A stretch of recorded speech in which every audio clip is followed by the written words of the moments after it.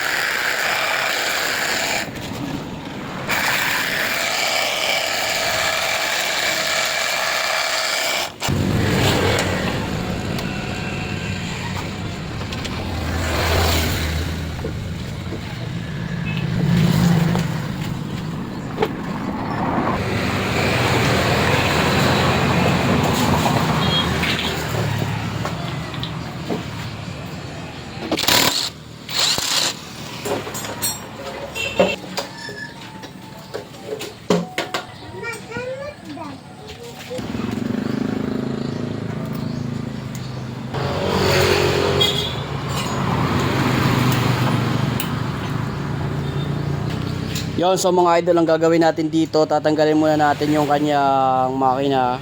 Yan. Tapos bababa natin, i-check natin yung kondisyon ng kanyang makina kasi ito ay na-stock. Pag natambay yung motor kasi nung nabili natin ito, ayan, stock po siya. Walang spark plug dito. So automatic yan, naulanan, nakita nyo may tsura, ay nalalagyan talaga yan ng tubig, no? Mapapasukan ng tubig, matik mag-stock. Ayan. So ang gagawin natin dito, i-drain natin yung oil. Drain natin yung oil tapos bababa natin yung makina. Lahat ng mga detalye tatanggalin natin dyan. Ayan. Okay. Tapos kasi may sidecar to, oh. Ayan o, sidecaran. Tatanggalin natin yung mga hindi na kailangan, gaya nito. Okay. So yung assemble na gagawin natin dito ay pang trail bike, no, kasi pang trail naman talaga siya, no. Gagamitin naming laruan dyan sa taas, oh. Andiyan sa taas, mag trail kami dyan. Alright. So itong headlight wala na to kasi wala rin naman yan, oh.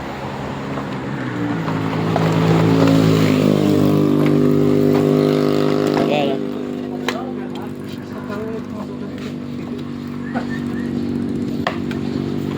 Tanggalin na natin yan. Alright. So wala tayong asahang pintura dito mga idol, no? Hindi tayo mag-restore nito. Ang gagawin natin ay ayusin natin yung makina. Yung mga dapat palitang parts, no? Yung mga dapat palitang parts na basag na, gaya ng bearing dito, napansin ko basag na, papalitan natin yan. Tapos, yun nga, hindi ako magpipintura dito. Kung magpintura man ako, mga ispat-ispat lang. Kasi tingnan nyo naman, no, yung kanyang chassis. Tanggalin natin yung mga kalakalawang. Kaya, gusto ko tanggalin yung makina at yung ibang part, lahat ng part. Kasi, titignan natin yung sitwasyon ng kanyang chassis. Kung kaya pa ba itong gawing pang trail. Baka mamaya may problema na, mabasag, magka-problema pa tayo. So, pagkaya na, no, titignan natin kung gaano kalala yung kalawang nun. Alright, so kaya tanggalin na natin isa-isa.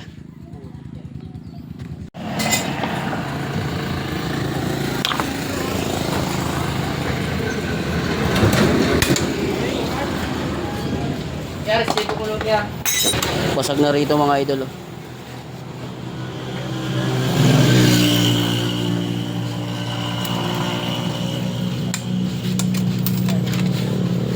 Putol.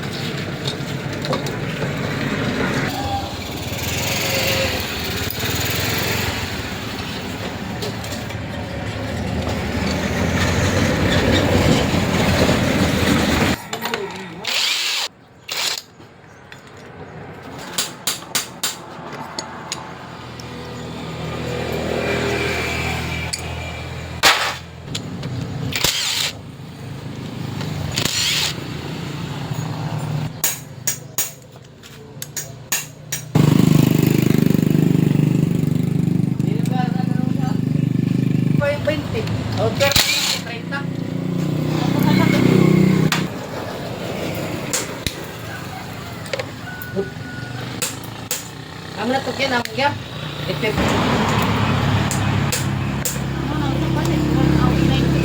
Let's go. Mulai ketigaan.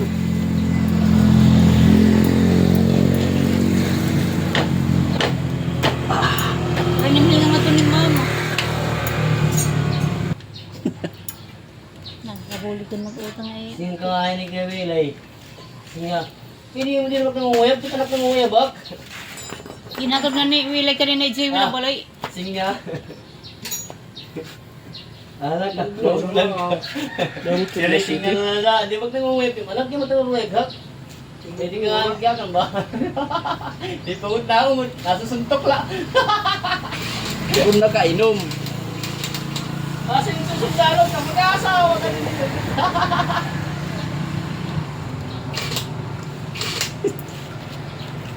Nagapit pa lang na daan, puro. All mo damot uyab.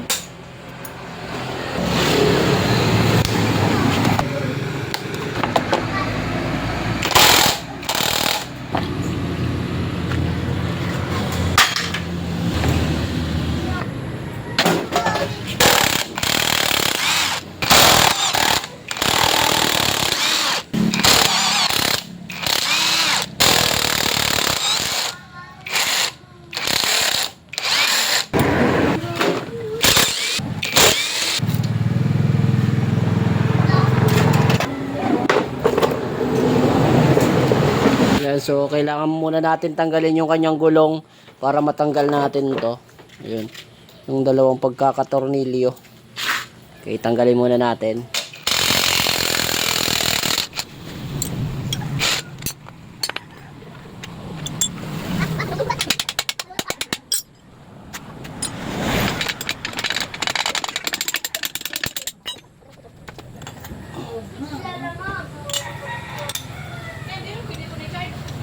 Para di masyado makalat, kailangan natin ibalik.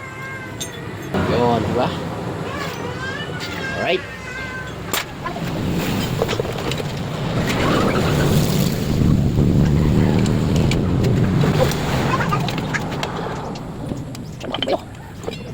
So, iwan ko lang kung mareremedyoan pa natin to. Tignan natin.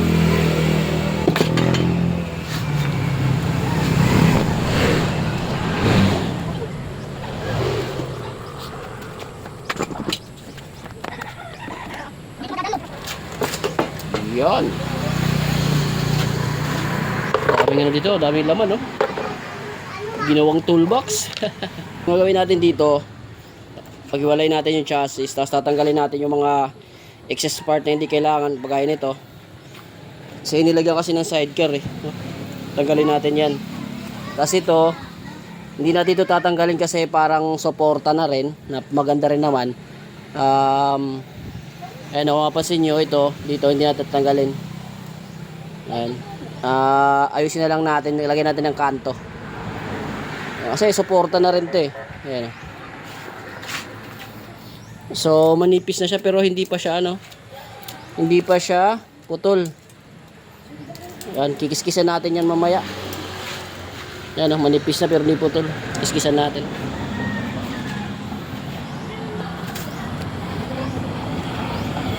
Meron din dito sa kabila.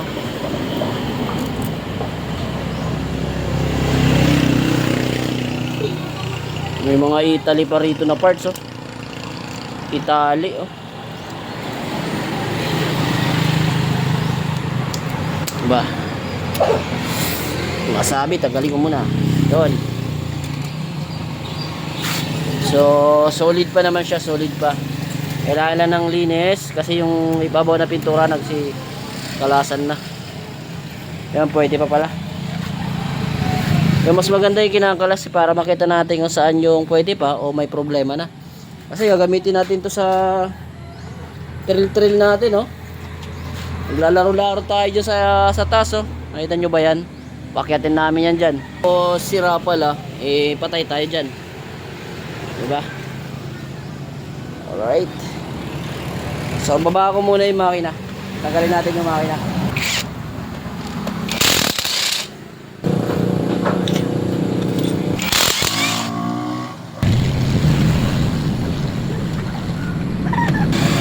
Yung maganda, wala pang welding, oh. Hindi naka-welding. Pwede. Right, tanggalin muna natin yung makina, ha. Bababa natin yung makina para malaman natin yung sitwasyon niya. So, ito po yung mga tornilyuhan niya, kailangan natin tanggalin yan.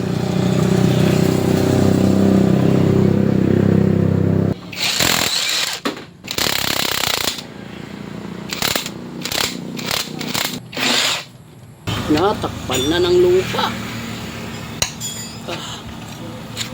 Kapal, oh.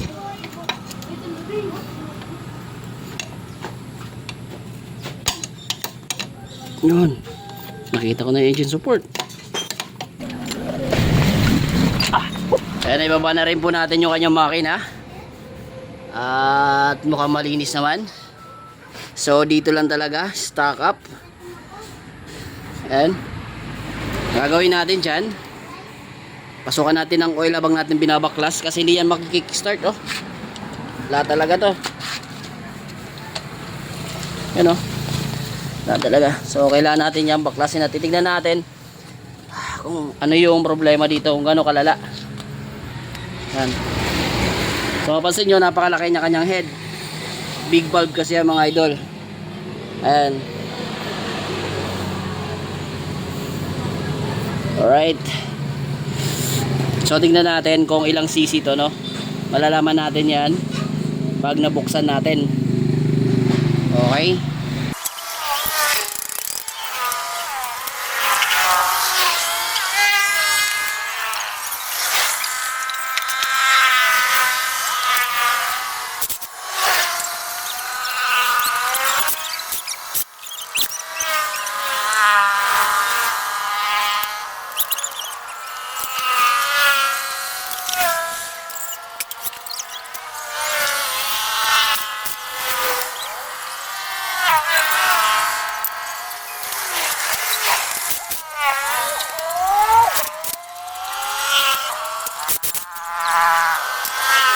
So ayun mga idol, baklas na po natin lahat, oh. Ayan. So yung swing arm, babaklasin din natin yan kasi lilinisan na rin natin, no? Ayan. So kung ano mang video po yung gusto nyong gawin natin dito, ay gagawin natin. Alright. So sa next part ng ating video, ayan, unahin natin yung chassis. Linisin natin yung chassis.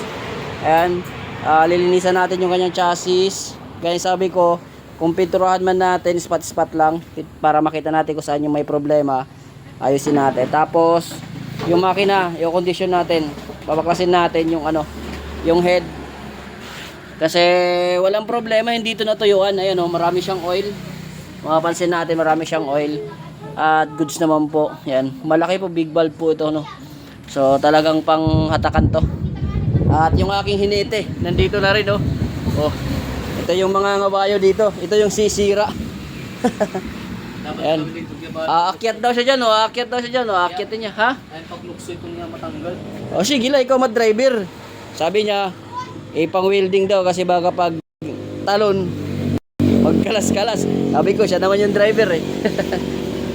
Alright, tas ito yung ano, yung mga binaklas natin. Ayan, binaklas natin dyan. So, titignan natin kung ano pa yung magagamit natin dyan. Pero sure na magagamit natin yung upuan at saka yung tangke. Ayan. Tapos yung gulong, yung sitwasyon ng kanyang gulong. Oh, mukha makapal pa naman yung mga gulong. Magagamit pa natin yan. Alright. So, sa next video mga idol, ayusin natin yung chassis muna. Unahin natin yung chassis. Baklasin natin yung mga dapat baklasin para makita natin kung ano yung mga pwede pang magamit natin dito. Okay? Tapos itong extra shock na to, tatanggalin natin yan. Ito tatanggalin natin din yan. Yung pinilagyan ng shock. Ito tatanggalin natin. Kasi siya na, medyo salubong sa araw. Alright. Puro paglakat ko. Ayun yan to. Okay, sabangan sa ating next video. Grabe na pawis ko dito, oh. Wala nang gupit. Pawis pa. Geng geng. King